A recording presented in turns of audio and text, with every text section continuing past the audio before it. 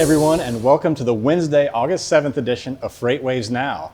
We're in a little different setting. We are, yes. We've actually been getting ready for our new show, Off the Supply Chain, premiering at the end of August. So we've been utilizing this bar area for a little bit of fun, so stay tuned for that. Well, let's get today started with our carrier update with Kyle Cunningham.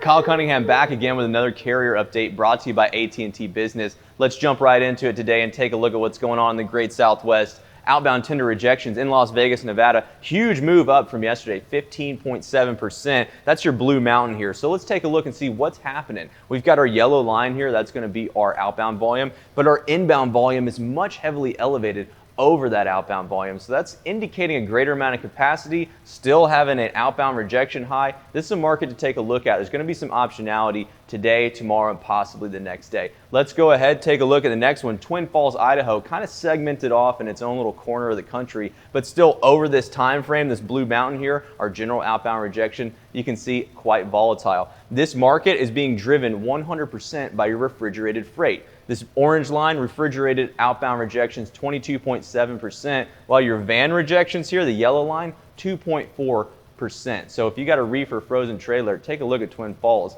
Finally, let's look at Pendleton, Oregon, kind of in the same realm. There's some stuff happening out there yet again. Outbound rejections, huge, 34% increase overnight. Taking a look yet again, outbound volume in Pendleton elevated over your inbound trending down, so greater amount of capacity coming in. As always, stay tuned to FreightWaves Now for your carrier update. Improve your fleet's efficiency with AT&T Fleet Complete, a 4G solution for tracking vehicles and simplifying ELD compliance. AT&T Fleet Complete, delivering fleet solutions for every business. Economist Anthony Smith joins me now, and we're talking tariffs. A lot of people have been talking tariffs in terms of the economy, and basically every realm of the economy, there's an issue. What are we talking about here? That's right, Emily. Today we're looking at the ISM manufacturing and non-manufacturing side. So for the manufacturing side, we're looking at this purple line here, which is the PMI, the Purchasing Managers Index. And in the green line, we're looking at the non-manufacturing index. So a little bit about the ISM. The ISM is a survey that's sent out every month by purchasing managers. And what it does, it shows whether or not these purchasing managers are experiencing heightened activity or declining activity.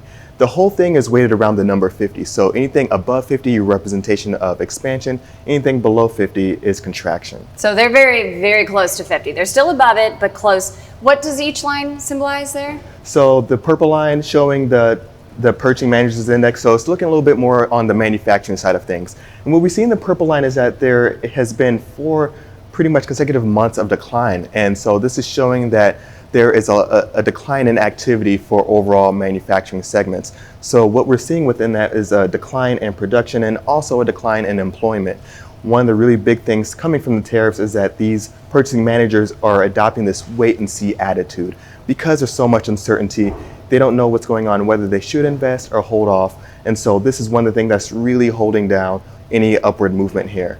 Other big takeaway is that there was a slight bump up in the new orders component, but it's still hovering just above that 50 mark. So it's really indicative of more, I guess, subtle growth and to come in the next few months here. And we're above 50 right now, but with talks of more tariffs on September 1st, if they do go through, could it be one of those things where then we slip below 50 and this is something we have to continue to watch? It is. It's definitely a concern. One of the things that we will be continuing to watch. One of the main takeaways here is that the tariffs aren't the cause of slowing down in manufacturing, but it certainly doesn't help matters at all. So this is going to be one of the areas that we're going to watch closely because it does have a lot of implications to actual freight movement, especially when we're looking at goods moving in and out of the country. So this is one that to watch in the next few months. As always, great information from Anthony Smith there. And as we said, something we will keep our eye on. Now we have Seth Holm that's going to give us an update on how the financial markets are responding. Seth, what you got? So thanks, Zach. Today I have a chart of the S&P 500 against the 10-year bond yield. And so the S&P 500 is in white on the right-hand scale, and the 10-year bond is in purple on the left-hand scale. And so, surprise, surprise, the stock market hates tariffs. All politics aside, every time we've had a tariff announcement, the stock market plunges. And this week was no different. Looking here at the chart in early 2018, we got our first kickoff of the tariff announcements. The market dropped by about 10%. We all know about the huge drop that we saw in Q4. We had one in May, and then we just had one in this latest week with the round of 10% on the next 300 billion. Wow, so the stock market obviously does respond very rapidly to the tariff announcements. And now we have the 10-year bond curve. What's happening there? Unfortunately, bonds as well are predicting negative things. Now, it doesn't mean that they have to be right, but last week we saw the 10-year bond yield, the yield fall from about 2.05% to 1.6% today. And the second thing that the bond world continues to predict is we have a yield curve inversion.